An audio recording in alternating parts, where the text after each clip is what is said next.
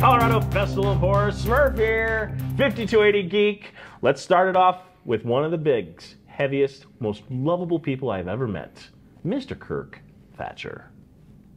Is that a fat joke? One of the big, heaviest? Wow. I was more like referring to you as like a heavy hitter. All right. I have a It's all right. I need love to lose for your weight. career. You're very kind. Thank I have you. a huge love for your career. It's kind of a crazy career. When I look at my career and people go, all the things you've done, I'm like, because I'm just in the now, right? Right. It seems like a crazy career. Yeah, because like hindsight being what it is. Yeah. Because I mean, it's got to be Perfect in my case. In your case, yeah, I mean, it was flawless. measured 2020, yeah. Flawless. Actually, like it's 40-40. So you can see in the future. Double hindsight. I can see before I was born. I mean, I use television and movies, but yeah. So this is not going to be a very new age. So for the viewers in the millions around the world, you are Kirk Thatcher. I still am, yes. And that hasn't changed. No one is taking it, and no one else is claiming it. I was born that way, and I'm sticking with it. And you have one of the most prolific careers. All you have to do is just say Muppets, and that would be like, that would be a lot. A benchmark for pretty much anyone. But it doesn't stop at Muppets. We have Star Trek. We have Werewolf by Night. We have so many others. Picard. We have, even I forget stuff I worked on. Gremlins 2. A little bit of E.T. Just a tiny bit on E.T. Did you run Return of the Jedi? You forgot. I forgot Jedi. Well, I was working up towards the big Jedi. one. The fat one. I'm the heaviest, the fattest. as you would call it. We're gonna fat shame this entire the whole deal. Yeah. I'm more of an Empire guy personally. I like Empire Strikes Back. I'm out. Okay, well, for me, and again, it was an age thing. Star Wars hit me at 14, 15, and it was the best movie ever made. Life-changing. Yes, and then Empire was like, it didn't have an ending. I was angry. I was like, what? No. Holy Grail. It's a well-made movie. Holy Grail doesn't have an ending. Yeah, but it's a comedy, you don't care. Holy Grail is like, what happened to King Arthur? The Empire's like, and they go off and they're standing in a big window, and it's like, roll credits. You're like, wait, what? It pissed me off. What? It's a well-made movie, but I will say, I will argue till the death of one of us, live, that Star Wars, A, created an entire genre. Yes. B, had a much better lived-in universe than Empire. Empire was super slick, A to Z, boom, boom, boom. Star Wars had these rough edges with like little weird shits with Jawas and the robots and the like, oh, this is a lived-in universe. That's what I loved so much about it. It was not sterile. And then Empire, because it was such a streamlined story, didn't have the I mean, you had Ugnaughts and a couple little things, but they were just sort of like, we just need someone to do this, so let's make it weird little Ugnaughts. I mean, it had Yoda. Which was great. But again, it didn't have an ending. So I think it's a great movie, but I can't say it's better than Star Wars. And to be fair, the Millennium Falcon is more of a character in Empire. That's true. Than I think any of the other films. And Billy D. Williams is amazing. Well, I mean, can you imagine someone other than him playing Lando Calrissian? No, but I love the guy who played young Lando. Young Lando. I want to see that movie. So you get a Jedi, Return of the Jedi. My first movie at 19. At 19. I got the job when I was 18 and had my birthday between getting hired and moving up to Marin County, which was like a month and a half, like 6 or 8 weeks. So yeah, I got it at 18. See, dreams do come true, people. Right place, right time. I knew what I wanted to do when I was, a lot of people are like, how did you get that? And I just knew what I wanted to do since I was like 10 to 12. I mean, I knew I wanted to make movies like Ray Harryhausen movies, like Jason the Argonauts, or this is before Star Wars. But that was like the pinnacle of like special effects and all of that, to see like the claymation and the creatures and how everybody interacted and all of that. So I can see that, So I was like, I want to make movies like that. And I was more on the art side. I wasn't, at that point, I didn't consider myself a writer. I was like, I want to be, I'm in special effects. I wanted to make creatures, which was kind of the most tangible thing you could design and build at home and make little movies with them. So I just started doing that at like 10 or 12. So by the time Star Wars came out, this is where the okay, that was not me. Or me. I had learned I taught myself how to, draw. I mean, all self-taught, because there was no schools or anything, and there was no even books on it. And sculpt and paint and kind of do all the things to make a creature, and and I had a little Super 8 movie camera. And the movie came out, and my mom came home from church, like a month after it came out, and said, oh, you know, I was a Star Wars nut. I'd bought every book and everything you could find. And she said, I met a lady whose son worked on Star Wars at church day. I was like, what okay, what, do you know his name? She's like, I think it's Joseph. And I'm like, what's his last name? It's not Johnston. She's like, yes, Joe Johnston. I'm like, wait, what? I have his books. And so, to condense the story, I got to meet Joe. He was super kind. He gave me a tour of ILM at that time, which was doing Galactica. Right. But they had a bunch of old Star Wars. There was still like the Death Star trench in the parking lot. Just hanging out. And here's what's crazy. It was 1.2 miles from my house. That's where I was like, you know, it just fortune favors the prepared, but also it was just luck. I happened to grow up in Van Nuys, where that's where they made. Where the wind blew. Yeah. So I thought, this is amazing. I'm going to work there every summer for free and sweep floors. And of course, so this was that summer, I guess, around that summer after Star Wars came out. So it was summer '77. Right. And they were doing Galactica, and I was just starting high school. So I said, this is great, you know, well, tell me what to work on so next summer. And he goes, well, you know, keep drawing, keep painting, doing what you're doing. And, you know, I was making models, kind of doing a little bit of everything. And of course, then that year they moved to Marin County. I was devastated. So I kept in touch with Joe just by phone calls, like once or twice a year. There was no email or anything. And just kind of followed. And then I remember Empire came out my senior year of high school. I slept over on the street, you know, with a bunch of other nerds to see Empire, and then graduated high school, and then went up to Marin County to visit the new ILM, which had been there for, I think at that point, just 2-3 years. Yeah. And Joe was very kind to my brother and I, and our next door neighbors are our best friends. There were about 6 of us. Gave us a tour of ILM, and I remember just the model shop. Sorry, not the model shop. The model storage room was like a very big walk-in closet. And the Millennium, the 6-foot Millennium Falcon was there with the Star Destroyer, with everything from Star Wars and Empire. And he gave us a little tour, and we got to kind of, you know, just look at everything, don't touch, and you're like, this is amazing. And then we went upstairs to the rubber room, what they called the rubber room, which all the creatures were made. And they were working on Dragon Slayer. Good movie. Raiders of the Lost Ark. So I was like, I made this creature for a monster movie I made in high school, this big fat like Gorgon demon thing. And being a weird kid and a nerd, I was like, I made this. He's like, oh, okay. Like, I don't know what to do with I bring this in tribute.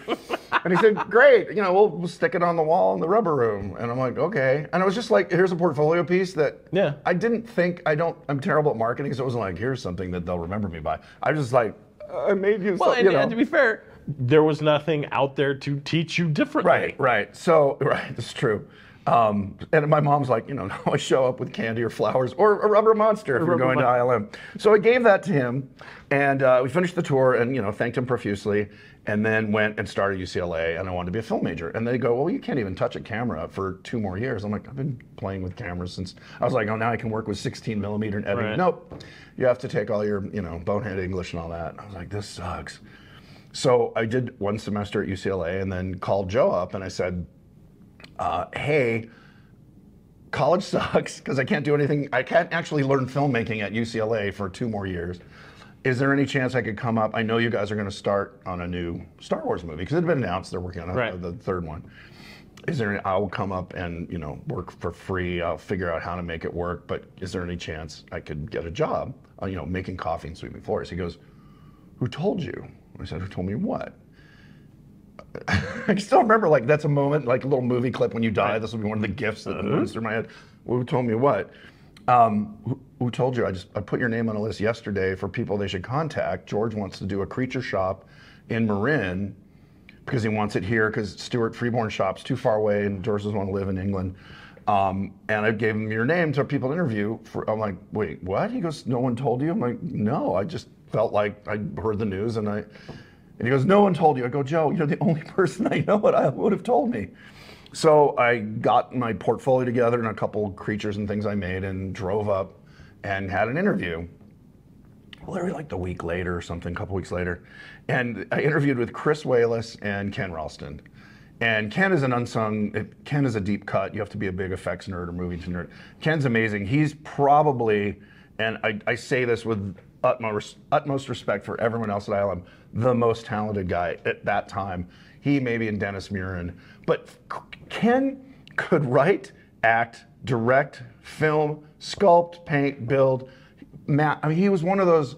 He's literally a genius, like probably an IQ of 180, and cynical as F, as they say. And Chris Walas. Chris Walas had just done like Piranha. He hadn't done his big movies yet. He'd done Galaxina and Piranha, and he was working on Dragon Slayer and. Because his breakout is Dragon Slayer, right? Yeah, and then Gremlins he did. That was his big. But so yeah, and he was working on that. So they showed me the dragon head. They showed me these crazy heads from Raiders. I'm like, what is this movie, Raiders? Why do people's heads melt? He's like, we can't tell you. So it's a bad hair day. So they gave me a tour and I showed them my stuff, and I can make a mold, I can paint latex, I make my own paints, and so they're like, fine. And they took me to lunch and they went, this is Chris Walas too. Are you an idiot? I'm like, what?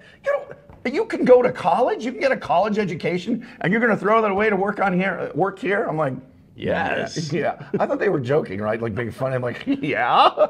They're like, you're so stupid. I was like, I literally was like, you guys. These guys are so funny. And they're like, no, this is a terrible business. You'll work on this movie, and then you won't have college education. You can't get a job, and you'll be a mold shop jerk from. I said, yeah, but it's Star Wars. And so they tried everything they could to talk me out of it, and I just thought they were teasing. Right. 20 years later, I'm like, oh no, they were serious. Oops. So I got the job. I went into Tom Smith's office, and he said, well, we'd like to hire you. And I'm like, okay. So I got creature shop technician, which means I kind of did everything, which was great. That's great. I want to play with all the toys. Yeah, the business, the creature effects business had only just started to get specialized. Like everybody, the Rick Bakers and the Dick Smiths, the guys were one or two guy shops. Like you did everything. You did the design, the sculpting, the molding, the casting, the painting, and then the application. So I had kind of been a self-taught guy to do all that. I wasn't good at any of it, but I was capable. And they just needed a grunt. Like the thing is, and I'd forgotten this, I was telling this story to Brett. That same week that I called Joe and he said, do you want to work? Who told you? And I said, yeah, I want to come up. Rob Bottin called me, who I'd met. This is my weird life. It was like timing and location. They were filming Humanoids from the Deep on my street that I grew up on in Van Nuys. So I was like, probably 15, 16, so after Star Wars had come out. And there's the big movie trucks parked like literally in front of my house. And this big bearded guy gets out with like a Creature of the Black Lagoon suit. And I'm like, what the hell? So I run down the street to the neighbors and I'm looking, and this big, pretty affable guy was Rob Bottin. I'm like, hey, what are you guys making? We're making a movie. And Rob is like 6'4", and he kind of talked like he was kind of a big guy with a big voice, sort of like, breathing under gravy. yeah, a bit like, what's his name? The guy who played the werewolf, the original werewolf, Lon Chaney Jr. Oh, yeah. Like, oh, hey, man. So I was like, yeah, he had long hair and a beard, and I had long hair. I'm like, what do you guys, Humanoids from the Deep? I'm like, oh, cool. What do you do? Are you in the suit? He's like, no, I helped make it. I work with Rick Baker. And I'm like, well, what's your name? Rob Bottin. Hey, I said, can I talk to you, or can I have your numbers? Like, oh, sure. Like, he wasn't famous yet. I think he did The Howling like the next year. So I had Rob's number. So I had been talking to him too about I saw The Howling. Rob let me drive out to his house in Monrovia, and I saw the Howling stuff, and he was a super nice guy, because we're all effects nerds, and again, there is no there at that point. There's no schools. No. There's no big, excitement about creature effects at that point, except for the individual. Yeah, I mean, there was Fangoria magazines and a Fantastique and kind of very niche marketed magazines. I think Starlog was out too.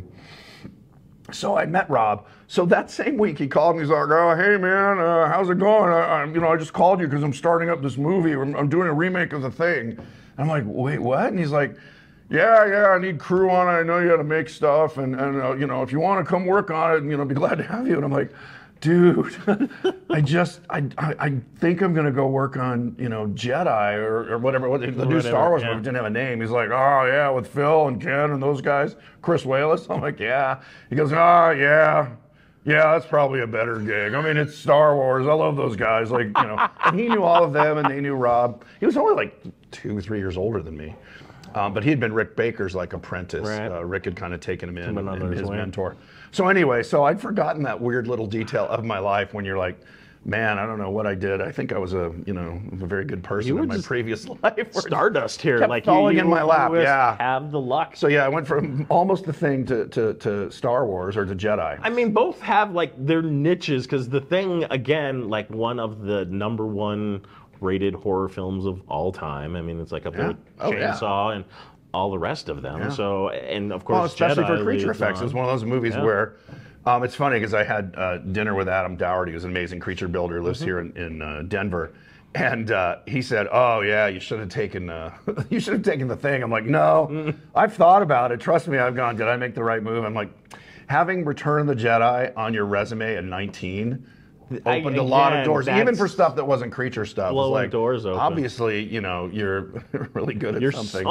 You're somebody, or you're something we should meet with. So that was my first year in the business, which was 42 years ago. That's and I can still remember my name. Well, What's that now? It's still early. What's that? So then I went on from that to, so I became friends with Chris Walas. I did a couple little jaunts on other movies at ILM. Right. I worked on Star Treks 2 and 3. I helped make the SETI, was it SETI eelworm eels, whatever those were? Oh, the earworm, the earbugs. Thingies in our ears. Yeah. I helped sculpt. SETI Alpha 6. SETI Alpha, yeah. I helped mold and cast those and paint them, and then on 3, I actually helped build the Klingon lizard dog. There's some name for it in Star Trek fandom. We just called him, I think, Fluffy or yeah. Fluffy's and then I name. puppeteered him. So I was on set. There's a picture of me in Cinefex magazine, whatever the Star Trek 3 issue. One is me in a Tyvek suit with the worms that came out of the coffin. I'm wearing Tyvek because the slime was just dripping off the Methacel. And then I was under the seat puppeteering his dog. That whole, like for 3 days of shooting. Christopher Lloyd, yeah. Yoroshito. It was great. He and John Larroquette, I'm like, wow, they just cast comedic actors as Klingons. But John Larroquette never broke. And He's very committed. Well, and Chris Lloyd too, he would not be funny. Yeah, not during takes or even a blooper. He was very intense. So you just didn't. I mean, looking at Lloyd, he does look rather method. He looks very. I was so low on the totem pole. I never talked to him. I just, I think I was like, like I'm gonna move the dog's head like this. He's like, all right, because he's stroking it, and he's thinking. So that was my Star Trek 3. I worked on that for a few months, and then I went over. Chris Walas had left ILM and started his own shop, and then I did Gremlins 1, and I designed their paint jobs and their eyes and painted them. Painted a lot of them and kind of set up the paint shop and the mold shop. Right. And did puppeteering on 1, which was basically the movie theater scene and the bar scene where we had tons of gremlins. Right. So I Popcorn being thrown. I spent 2 or 3 days on my knees with Phoebe Cates' belly button in my face. Because the gremlins are like, so you're down on the floor and you're going, hey! I think I had 2. And she's like trying to serve them. And we shot hours and hours, and I think it's like 45 seconds. Yeah, I was going to say, that's like barely where she's just trying to take their orders. Yeah, and all so of I'm that. the 2 gremlins in front of her. So I'm down there on a monitor, doing that. And then after that, I started doing rock videos with David Fincher, who was my best friend at ILM. Like, we were the 2 youngest guys there, and we started a little rock video company, and we did a Rick Springfield video called Bop to Drop, where I designed this big alien lizard, and I wore the suit, and I kind of production designed the whole thing. And then we did like 6 Rick Springfield videos for an album. It was a video album, concept album called Beat of the Live Drum. Yeah. And we did these, was it that plus 5 others, I guess. That was like 9 months of just doing rock videos up in San Francisco. And then I moved back to LA to study computer animation because I'd been watching what was happening on LM. It was already changing. Yeah, and just seeing the Pixar guys, which was like John Lasseter and like 6 computer tech guys. And I would go in there and they let you, I mean, that's the thing, being kind of young and curious.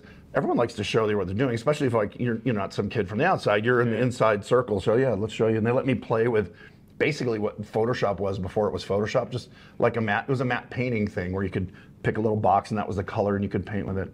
Wow. So I said, I got to go learn computer stuff because this is going to take over. Came back to UCLA, was there for another quarter. And but I was in the animation. So at this point, you've only done 2 semesters. At I hadn't, yeah. College was not for me, obviously. I was so smart, I already knew everything. So I went to the UC. So what I learned was, if you're in the animation department, you can hold a camera, you can touch cameras, and you can learn about computer animation. Oh. So instead of just being an English major or whatever, or film major that didn't get to touch film, and the instructor Dan said, as long as you could have animated opening credits, and you could make it a feature film if you wanted, as long as there's animation. And it was like, I found the loophole. So I started there, and during that semester, someone from Paramount came around and said. Actually, the TD, the technical assistant or TA at the animation department said, hey, someone from Paramount called. They're looking for an assistant for Leonard Nimoy who knows special effects and filmmaking. And everyone there knew I'd just come from ILM and done the movies I'd done. And he said, you sound like that's a perfect gig for you. Do you want me to get in contact? I'm like, yes. So compress that story. I met with Leonard Nimoy. We had lunch. He was great. Just the nicest guy. We really hit it off. And he asked me, like, what kind of movies do you like? What have you done? And I showed him like the Rick Springfield videos and stuff like that, and showed him some artwork, whatever. He's like, and he said, what I want in this job is someone who knows that side of the process, because he's an actor and he knew like script and story and acting, but he did not know. He knew his limitations. Yes, and he wanted someone on his team. He felt on Star Trek 3, he'd been told what they wanted to tell him, and he didn't have someone in his camp who could go. Even the producers, because everyone's sort of like, especially that was his first movie, so I think. Well, everyone's like, no, you can't. Knowing direct. the business like I know now, first, it's not that he couldn't direct. It's like, well, we're not going to just let him run free, right? So anyway, I got the job because I was almost genetically engineered for that job. I told him I just left ILM. I know all the people you worked with. I worked on 3, and I told him I was on set, and so he hired me. So I moved back to LA. I'd already been back to go to UCLA, so I left UCLA again, and then worked on Star Trek 4 for like almost 2 years. The Journey Home. Yeah, Voyage Home. Voyage Home, pardon me. Yeah, that's Voyage all Home. right. The one with the whales. Sorry, Star Trek. Everyone knows it. The one with the whales. The whales. So then, we could do a whole interview about that. But anyway, I got to be associate producer. I wrote dialogue. Some of the Easter eggs people don't know. I wrote and am the voice of the computer at the beginning. Who said logic says the son of man of our, what is it? Who said logic is the man of our civilization, which is uncast using our guide? Correct. So I recorded, originally it was Leonard and Harv Bennett, who was lovely, who was the producer, and he and Nick Myers wrote the script. Harv said, I need a bunch of technical questions, and I know you love this stuff, and you're kind of a science nerd, which just I am. here. Write questions that, or Star Trek, but also just, physics and all that. So I wrote like 30 questions, and they picked whatever, 12 or 15. Right. And then Leonard said, hey, would you just record these? Because a lot of gobbledygook. And we just need something to play back for me to respond to, so I can say, to your, what is it? Tiplana Hoth, matron of Vulcan philosophy. So I wrote the questions and the answers, and Leonard approved them. I don't even know if he changed any. And, but he needed a scratch track. So they just sped me up a little bit, and that's what we used on set. So later in post-production, they were gonna, have a professional voice actor come in or something, and Leonard's like, nah, just use that, it's fine. So they harmonized it a little bit, and that's my voice, and I wrote those questions. So I could technically say, Harv Bennett, Nick Myers, and I wrote on Star Trek 4. Of course, I don't get any. Which is impressive. I don't get any residuals. No, and then it's like, because we were talking about this last night, because John Larroquette, going back, is the voice, which I didn't know, for the announcer, the opening narration for Texas Chainsaw Massacre. When he had to have been 20. Yeah, he was all those super young. Super he was young. He was just coming out. It was, and then he's just like, I get residuals from it every once in a while. I do not get residuals from Star Trek. Well, and the reason is, I get residuals for the song. So I went on, and there was the punk bit, and I went to Leonard. I said, hey, can I play the punk? He said, let me think about it. A week later, he said, yes, you can do it. I said, you will not regret this. I had punk hair in like my first year of college, so I knew a gal who could give me an actual mohawk. So I did all that and kind of designed my costume, and I remember coming to work one day, showing him, and he's like, all right, well, that is. My favorite story is, we did hair and makeup, did the whole thing back at Paramount just to approve it. Right. Do a little film concept stuff. And so I walk out of the makeup trailer, and Dee, who plays DeForest Kelly, everyone just call him Dee. Oh, he's such a the sweetest guy. He's walking into the trailer. I'm leaving, and I'm all done up, right? And I'm wearing, the leather. You can't see it in the movie. I'm wearing leopard print high tops, like Converse high tops. Oh. And so Steven Tyler. Yes. So I'm on the stairs coming out of the makeup trailer, and Dee's coming up, and he looks me up and down with that kind of slow kind of thing, and he goes, hey, Kirk, nice shoes. So I busted up. I go, thanks, D. And then when we took some pictures. You know that ended up in one of his poems somewhere.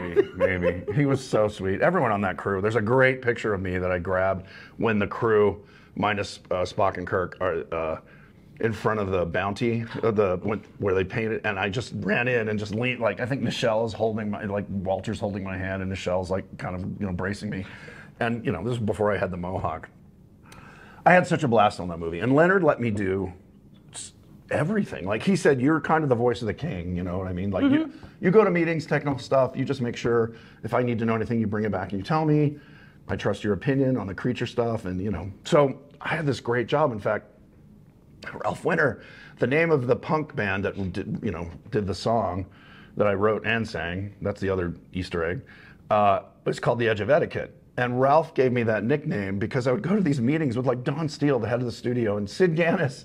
This is again how weird my career was. Sid Ganis was head of publicity at Lucasfilm when we were doing Jedi. And I walked around and talked to everybody. I just wanted to learn how the business worked. And so I was friends with Sid. He ends up running Paramount when we're doing this movie. So I know the head of the studio. Don Steele, I didn't know at all. But anyway, so I'd be in these meetings, and I'd just be me, like make jokes and not, And Ralph goes, I don't know how you get away with it, but you're like the edge of etiquette. Like you walk the edge of etiquette with the jokes you say that no one else could get away with. He said, because you're Leonard's guy, and and you're a kid, so you kind of have that. Well, he's young, haha. He doesn't know any better. Yeah, I said, yeah, I'm like the court jester, like. He was just a boy. Well, he said, how we can't fire you because you're Leonard's employee. I'm like, I didn't know that. Like he hired me out of his own pocket. I was paid through Paramount, but it was through came out of his salary. Oh, okay. Yeah. So anyway, so that was Star Trek. I mean, I could again talk about that for hours, but it was great. And then I met Jim Henson, and then because we were talking about it, and I want to bring it up because there's people that have met Jim Henson, and they're like, this was like the most touched by an angel moment that they can contribute to their career. Like Jim was just so unique. Yeah. And just he was an artist. His overall presence was that of creation. Yeah. And I loved his philosophy. If you don't know how to end a skit, just blow it up. And I to rest of my days, that is how I approach things. All right, what's the ending? Blow it up. Monty Python, same thing. Was like just have a steamroller. He was great. So I met him through the Star Trek connection. A company that bid on doing effects for Trek 4 was called Omnibus Able, and a gal who was their kind of front person who would go and say, hey, you should consider, using us. Her name was BJ Rack, and it turned out she'd been married to, she was divorced at this point, but she was married to Jim Frawley, who directed the first Muppet movie. I know, it's like 6 degrees of Muppets. So she and I would go out after Star Trek was in the can and it was just post, and I was kind of, had a lot of free time. She would say, hey, do you want to go with me to a meeting and try and be like the, art director, production designer for commercials and stuff. And we just had a ball doing that. Right. So we became friends, and I showed her some stuff I was doing on my own, like a weird puppet creature show. And she goes, you should meet is Jim Henson. I'm like, I'd love to meet Jim Henson. About 4 guys who worked on Jedi came off of Dark Crystal.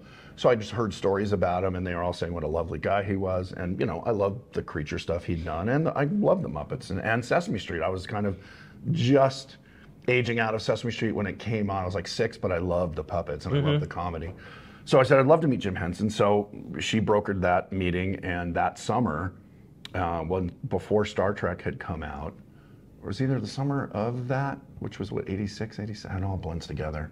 I think it might have. Anyway, I met Jim, and he was staying at the Beverly Hills, not the Beverly Hills Hotel, the Bel Air Hotel. Bel Air Hotel. And I went and had lunch with him, and I brought my portfolio and showed him all the stuff I'd done and talked about, Star Trek and Gremlins. And he was just so lovely. He didn't act like he was a famous person at all. He had this very mellow he was like a beatnik.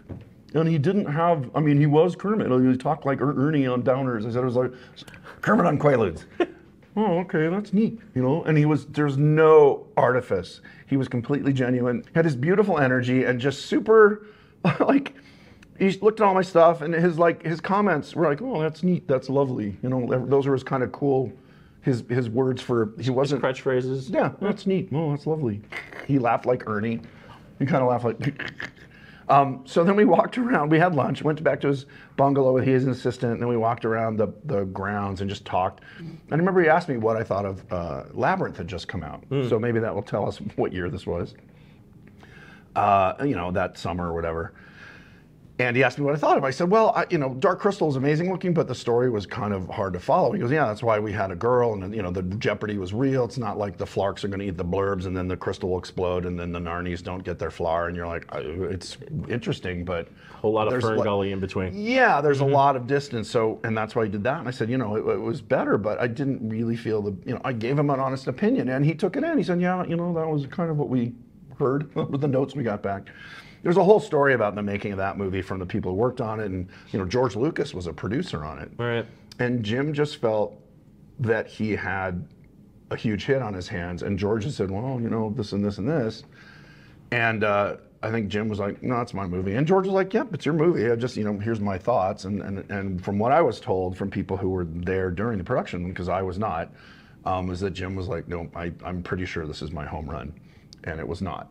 So when I met him, people who knew him at the worked with him for 15, 20 years said he was kind of in a down, like a little down, like right. He made these two movies that he loved and they hadn't been huge since they weren't Star Wars. So he and I started working on a couple projects that he wanted to do, not films, TV series for kids or right. And like a Muppet thing. And I ended up working, getting hired by the company, working on the Jim Henson Hour. And went to New York, moved to New York, and then was in Toronto, Canada for half the time doing that show. And I had this job, again, Jim being this art, he hired artists first. I heard from two other guys who were conceptual artists. He would hire artists first before he hired writers. And you would just talk about neat stuff, like there was one time we joked that, and it was seriously considered to call the Jim Henson Hour Jim Henson's World of Neat Stuff, because it's really what it was. Yeah. And so he would just go, well, I've always thought it'd be fun to do a thing about bugs, and maybe snails or shooting bug, whatever. Well, and, storyteller. I mean, yeah. I could just see you guys. But that was Anthony Minghella. Like, he had an amazing writer with that, and he had amazing visualists at the Creature Shop. So, anyway, they were doing storyteller while we were developing this. So I got to go to England and see all that, and it was amazing. Met Anthony Minghella and a lot of the Creature Shop guys. Right. So, Jim Henson Hour didn't do very well on NBC because people thought storyteller was British, like it was good for you. And the Muppets just kind of didn't have, I don't know, they kind of lost their mojo. I remember Jerry Jewell, who was the head Muppet writer, sadly he's not with us anymore, but everyone was kind of lamenting that Jim wasn't 100% there. He was, they just said that, I guess, at Labyrinth not being a success had sort of affected him creatively. He just, well, Jerry just just like he was just had so many issues. I mean, even just like behind the scenes stuff. Which one? And, Labyrinth. Yeah. Labyrinth had so many. Just it was a huge undertaking. Yeah. Yes. So anyway, it wasn't well received. I think they delayed even airing it. And Jim wanted me to stay in New York, and it's expensive. And he was going to keep paying me even though there was no show. I said, I'm gonna go back to LA. New York's expensive. I appreciate college, get back to. Yeah, I'm gonna try to see like it. I didn't this time. Went back to LA. So this was middle of '88, right? Or '89. It was '89. And I got two great gigs. I worked on RoboCop 2 with Phil Tippett, who was my mentor back at ILM on the Creature Shop. And I worked for about 3 or 4 months on that until I broke my finger. But I designed and built the brain case that's pulled out at the end and smashed. Oh, yeah. And the tank that's in the middle of where his brain head eyeball with spine. the eyeballs watching. Yes. So I designed and built that. Well, I almost built it and I broke my finger and couldn't finish it, but other people did. So that was cool. And then went back and started working at Walt Disney Imagineering as an Imagineer contractor, freelancer, not. And I was working on a redo of Tomorrowland that held these creatures and a consultant on Muppet rides they were going to do. Because at that point, Disney was going to buy the Muppets. That contract and that huge battle that ensued. Yes, the battle hadn't started yet. Yep. So I was there, and other guys were working full-time on the Muppet rides, and I was consulting and mainly working on this redo of the Carousel of Progress. Was going to be a crashed spaceship with an alien carnival, and it was really fun. And as that was going, Jim flew me out to New York, and he wanted to brainstorm this idea, a couple ideas, but one was this thing called dinosaurs. It was the Dinosaur Project. And so again, he brought me in first before he brought in writers or anything. And Disney was going to do this thing, so ABC was going to make it. And we talked about dinosaurs and like what would be a family. Like the thing is a riff on a sitcom, but the whole thing is about dinosaur thinking, like a parody or a parable of where we are today. Like we can do anything we want. We're the biggest apex predators on the planet. You know, what we say goes. So I started designing characters, the mom, the dad, and the baby and all that. And just what the look of it was, because we didn't want hyper real. And Ninja Turtles, the company had been doing the Ninja Turtles movies, and they kind of perfected this, you know, animatronic face thing on an actor. So we knew it would be people in suits. So I started designing dinosaurs kind of that, and then I came back to LA, I did a bunch of drawings, and I flew back again, and I had a meeting with him on a Friday where we went over the drawing, we had lunch and talked about the drawings, and kind of he's like, I like that, that's neat. And I remember during the lunch or afterwards, we just kind of shot the breeze for like half an hour because we were friends at this point. He kind of was like, he sniffled a couple times. I was like, you got it, the cold? He's like, no, I just, you know, the sniffles, you know, goes away. Okay, cool. So we had this meeting and, you know, hugged goodbye. And I stayed in New York that weekend to see friends because I'd lived there, you know, a couple years before. And I'd go hang out at my haunts and just enjoy New York. So I flew home Monday. And Tuesday morning, I got a call at like 5 or 6 a.m. and it was Kevin Clash. And he's like, hey, Kirk. And you can immediately, when you hear that tone, it's like, hey, Jim died last night. I'm like, what? I was like, wait, what? He said, Jim died last night. I said, was he in a car accident? I saw him on Friday. Yeah. He's like, no, we don't know. He had some disease that killed him, and he just passed away last night. Like, he was in the hospital for 2 days. I was like, that doesn't make any sense. Okay. So I immediately booked a ticket and flew back to New York, and which anyone had worked with him for more than a year, we all converged. Right. And, you know, just got hotel rooms. I stayed at Jim's assistant's boyfriend's house or I guess they were living together. I stayed at their place, and we all just converged for that week in shock and had that big funeral that everyone went to and just sat around for like 7 to 10 days hugging each other and crying and just being, what's going to happen. Wow. And so came back to LA where they had moved. They had offices now in LA that were going to be they were actually in Disney building. And the Disney deal hadn't been killed yet, but ABC wanted to see projects. So the company hired Michael Jacobs and Bob Young, who had done Charles in Charge, My Two Dads. Okay. And they came in and we had a meeting with them, showed them the drawings that I'd started, and talked about this idea with Alex Rockwell, who was Jim's assistant and kind of development person. And so they went off and started writing, and then I develop the drawings into kind of what they look like. And we pitched it to ABC, and they bought it. And that was the beginning of Dinosaurs. And this is where I started writing. I'd been writing ideas and scripts on my own, but Michael Jacobs, to his credit, said, because I was there brainstorming the show. He said, you've got great ideas. You should be a writer on the show. And I'm like, I would love that, because I know I'm not going to be designing characters every week. So I was a writer who designed characters.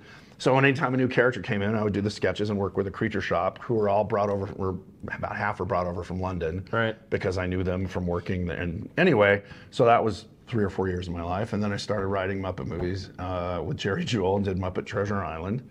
Which is a classic. Oh my God. Well, and that came about. Tim Curry, are you freaking Billy crazy? Connolly. Billy Connolly, who Jen Saunders, his stand-up is just. Oh, I love Billy. I've got a great.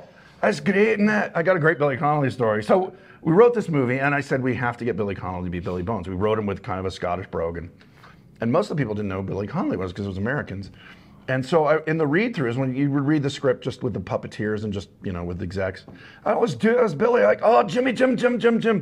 And so, you know, it kind of worked. So Billy came, we cast him, luckily enough, and he wasn't a big movie star at that point. He was famous, but particularly in the UK, but doing he hadn't made it here yet. He loved the Muppets, he loved comedy. And so he did the read-through, and one of the puppeteers, obviously American, came up to me afterwards, he goes, he sounds just like you. I was like, no, I was doing him for the whole time because we wrote it for him. So that was an amazing experience. But it was my reaction to Christmas Carol, which is well beloved. It's the most beloved after the Muppet movie. Treasure Island's down like 3rd or 4th. Really? Yeah, that low? I know. It depends on your age. If you're kind of between probably 28 and 40 now, or 38, it's Treasure Island's your favorite movie. Okay. I will fight for it. I think it's up there with Christmas Carol, at least I on par. agree. But it was my reaction to, like, Christmas Carol was so sweet and so lovey and charming and twee, which is fine. But to me, the Muppets were Monty Python, and I wanted to do a Monty Python pirate movie. So I'm like, So the first script was, yeah, exactly. To me, the Muppets were Monty Python with puppets. So it was, the first drafts were even more insane than what was there, but we got to keep like Mr. Bimbo, and the Cabin Fever was like, in the middle of the movie when I was a kid, I'm bored out of my mind. Nothing's happening. You're developing plot and character, and you're just like, you know, thank God there's no romance. Because again, if you're 10, 12 years old, you're like, oh, yeah, if he gets the girl. Middle of the second act. Yeah. And again, this is the perspective of a 12-year-old boy. I'm sure 12-year-old, 13-year-old girls were like, oh, I hope he gets the girl. I didn't care. And I said, it's boring, so we have to do something really crazy and fun to kind of keep that middle from sagging. Right.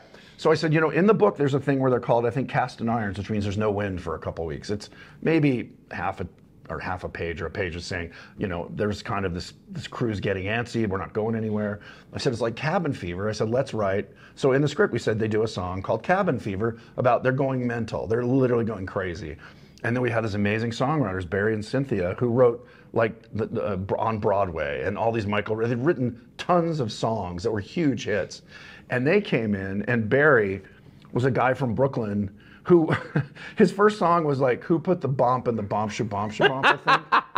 So he just had this like, and then Cynthia's wife was this very elegant, kind of New York literati, like, you know, very poised. And she wrote the lyrics, and the two of them are like chalk. You couldn't have been more different, but what an amazing combination.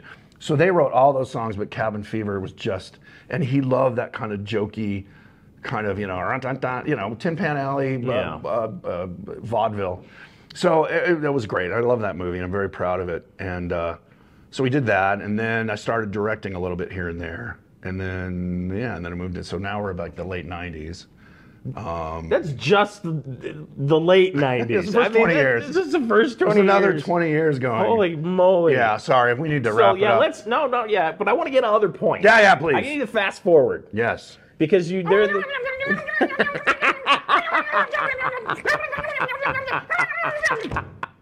So anyway, what was your question? And then there was that one time with Harry Anderson. Yes! Oh, that's right. Because we had this conversation, we were watching Texas Chainsaw Massacre and together. talking over the movie like holding jerks. hands and just being assholes. And because one of us was. I was charming. You were a peach. Thank you. Georgia Peach. Anyway. Georgia Peach. So, because we went down the rabbit hole of John Larroquette. Yes. Oh, that's right. And the new Night Court, which Larroquette comes back as Fielding. But now he's the judge, you know. No, well, that's how they end the first season. Oh. It's Harry's daughter, right, who is the judge. I haven't watched it. And she goes and recruits Fielding to help her. Right. So there was that whole story because Harry Anderson in real life has passed away. Yes. In fact, I think Harry, Marky, and Mac, our three have passed away. Yeah. So the crew is kind of lean in regards to who's still around. For the stars of the show, Right. Yeah. But Harry Anderson was a tremendous con man. Yes. He was a flim-flam man. He loved sleight of hand, and he had his own show. He had his own show, and he would do a live stage show, and that's how I met him. So I built puppets for Jay Johnson, who was the puppeteer on Soap. Yes. Jay and what's his name? Danny. No, Danny. Anyway, I'll think of it. You know, we drank too much last night. We did drink a lot last night. I mean, but don't kids just say no. Just to drinking with guys like us. Yes. Bob, Jay and Bob. Yeah, there we go. I knew I'd remember it. Texas Chainsaw Brain. So I had built some puppets for him. That was a side job I was doing when I was a kid. When I was in high school years, I had, that's the kind of stuff I was doing before I started out. Right. And when I came back to LA and was doing whatever jobs like Star Trek, I would do the stuff on the side. So I met Harry through Jay and became friends with Harry as well. And he would do these Halloween shows. And so Jay called me up one day and said, we're doing Harry Anderson's Sideshow, which is a TV special. Mm-hmm. And I want to have the world's biggest ventriloquist puppet. I'm like, okay, do you want to build it? I'm like, sure, why not? So this character of Hickory came up, and I did the drawings and designed him. And he's just kind of a big, Mortimer Snerd type, but he's like 6'6". If he were standing up. Sitting down, he's like 5'10". I mean, he's really long legs and lanky. So I designed and built this puppet. I didn't do the wardrobe. That's not my thing. Right. So I built this huge puppet, and he's in the special with Harry and Jay. So I got to go watch him film for a day, and became friends with Harry, and then would hang out with him. When Jay was going to go do anything with Harry with a group, I'd tag along. They had a magician's sort of, they called it the Left-Handed League, and it still might exist, where I was an honorary member of the Left-Handed League, which was basically con men, flim-flam. Not really con men, they weren't conning people, but doing that kind of vaudeville, hurly-burly, sleight-of-hand magic, and ventriloquism was a part of it. And they do these Halloween shows at Comedy Magic Club. So anyway, that's how, so I built the world's largest ventriloquist puppet, which now resides at the Vent Haven Museum in Kentucky, where you can go see it and pay the nominal fee of like $10 for the honor. Worth the trip. Now you can say you know who built him, which will get you nothing. Really, yeah. But you know, a better selfie with it. There you go. Tag me. Always tag me. Always. Yeah, I want to go. And leading into Halloween. Yes. Oh, right. Yeah. Okay, so 2 Halloween things. We're going to show that tomorrow. We're gonna show it tomorrow. But I have an absolute love of Man-Thing. Oh yeah, okay. Growing up, one of the most misunderstood creatures. Yeah, well, that was. And you get to work on Werewolf by Night, which I think was an absolute inventive and creative way to approach that character.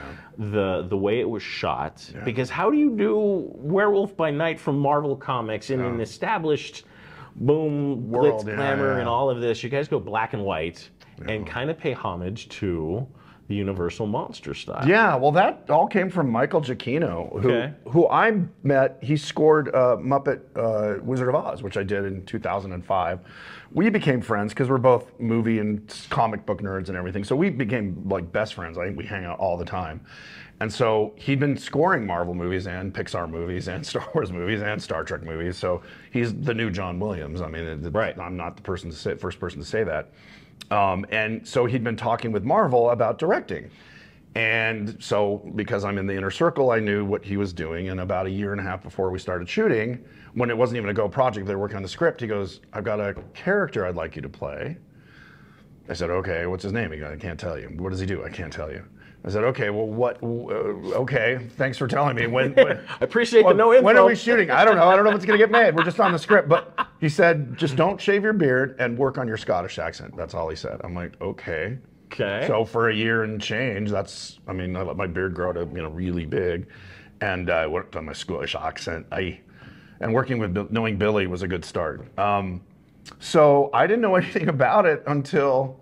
It was called at that point, I knew it was Werewolf by Night. Right. And I'd seen images of my wardrobe, and I'd done a wardrobe fitting, but I didn't know about Man-Thing or anything. Right. So 2 days before I fly to Atlanta to start shooting, I'm like, "Can you at least give me my line? I just don't want to be a jerk and just be reading them on the first day." He goes, "All right." So they sent me a PDF that expired in 2 hours. It was oh my God, I had to type, Mission Impossible. Yes, I had to type in a code, and it was it was red letters on black paper or black background, so you couldn't take it was very, very, it was like working with the CIA. And I read the script, or at least my pages. Right. So I'm like, okay. So I had 12 lines, but I kind of knew. And he did tell me I would have a great death. So he did tell me that. You did have a great death. And he told me that went before. Out like a champ. I'm going to kill you in the movie. I'm like, yeah, well, you're my friend. That's what I always want. You can't kill your friends. Yeah. Just kill me, he said, please. But it'll be memorable. Okay. So I went there, and to my panic, the first day of shooting was my big scene with Elsa Bloodstone? No, with I'm blanking on his name. My first big scene with him, where he meets me, and I'm like, "Oh, I am a mad bastard, yeah, blah blah blah." Any of these Haken monsters. So that was my first day of shooting, and I'm with professional actors who've done this for years, British actors, which are the most intimidating. Right. So, anyway. Being me, I ad-libbed a little bit, and I know. I just kind of added some character to the character, not to get more lines, but just to make him kind of more interesting, or at least, yes, thank you, Gael Garcia Bernal. There we go. Sorry, man, it's early in the morning. It's still early. It's like 6 a.m. in the morning. So early. Yeah, so early. Super. We have to beat. We were up till 3 last night, so only 4 hours of sleep, not 3 hours. If we can't even do math. No. Anyway, so. Gael is there, and I'm throwing just little bits in, mad bastard, and this place. One of the lines that was cut, that was in the script, was like, It's quiet place he's got here. And then I added, he's got a solid gold kludgy, which is Scottish for toilet. And so it kind of threw him off. So anyway, we got through the scene. And the next day, Mike, I said, okay, how was it? And the editor came up to me. Because Michael's my friend. You know, your friends won't say, oh, you're great. They'll be like, yeah, we don't have to reshoot it. And I asked him, I said, did we shoot me the first day in case I sucked? You could bring someone else in. Because literally the first day of shooting, it's my biggest scene. 8 lines. Right. And he said, no. But the editor, Jeff Ford, who's amazing, lovely guy, he came up to me and said, you're great. It came off great. It was really good. But then Michael, being truthful, said, yeah, but Gael hated working with you. I'm like, really? He said, you were always ad-libbing and you weren't sticking with the script. And I said, he's got to be used to people ad-libbing. He goes, no, he didn't like it. But I said, but it did work for the thing. It worked for the character because his character was nervous and like, I don't know any of these people. And that's what I was trying to drive with my garrulousness, because I thought this character doesn't know they're about to go hunt each other. No. I think we're there to honor the sky. It's like basically a wake. Yeah. So I'm like, oh. And that is how it is built when you walk into the room with all of the hunters. With everyone else being like kind of cagey, which is what we're told. But I'm like, no, I'm going to be like, we're going to go drink. We're going to become drinking buddies. Yeah. And so then basically don't have much except dialogue until and you go lines before throttling on off. With no spoiler alerts, but I have a glorious ending. So glorious. But what was funny was, so we shot the movie, which was great. I would think I was there. It was like a 3-week shoot, and I was there for two weeks and 2 days or something. I think the last 4 or 5 days I wasn't there. Okay.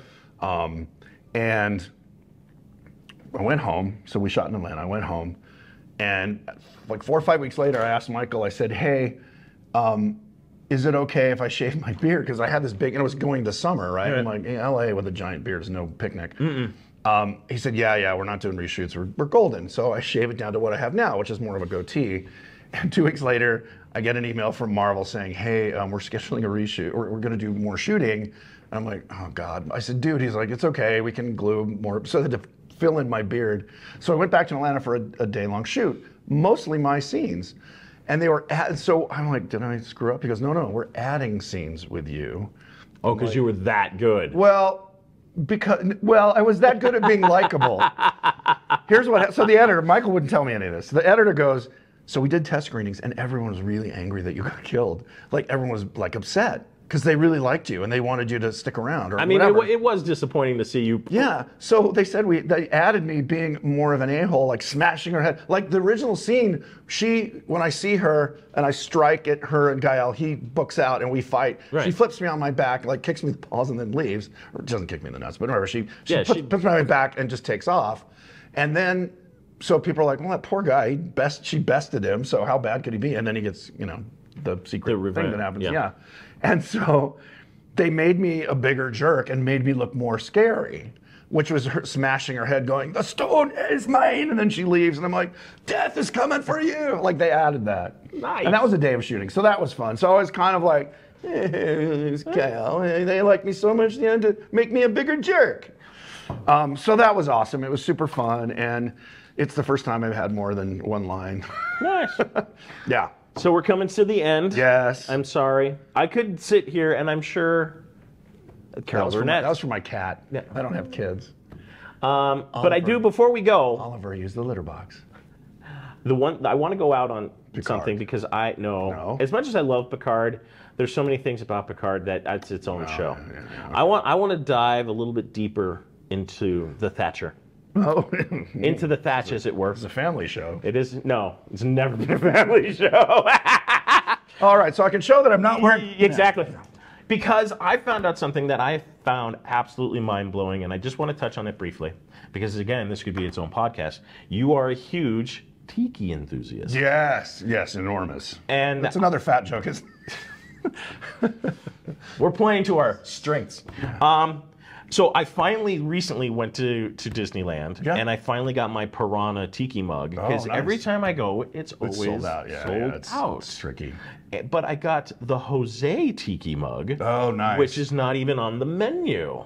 Oh, I didn't even know there was a Jose. I've seen it, but I didn't know you couldn't order it. You have to just ask for it. Yes, and it's not on the menu. They're totally tricky with those. Wow. So I'm sitting there, and I was like, I want to bring Jose to you to get the tiki gods, you know, approval. But my final question for you, and then I'm going to let you go. And then we've run the clock out. We've run it into the ground. Your favorite tiki drink? What is it? I mean, are you like a tiki master, or I mean, I don't mix. Your whole bar is tiki. I have a huge room that's a tiki room. My favorite drink is a honey honey, which is a Mai Tai made with bourbon. Ooh. I can drink those till I'm legless. And there's and you just make a Mai Tai, and then you use bourbon instead of rum, or you use I guess just instead of like a light rum and a dark rum, you just use bourbon. Oh, it's so good. That sounds tasty. I think my second favorite one would be just a regular Mai Tai. Okay. Yeah. So there you go, kids. Now you know what to buy me when you see me at the bar. Yep.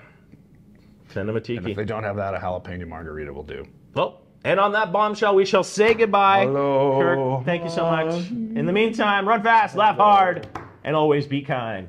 Good night. Isaac Washington finger gun. That's right. Wait, we have to turn and do that.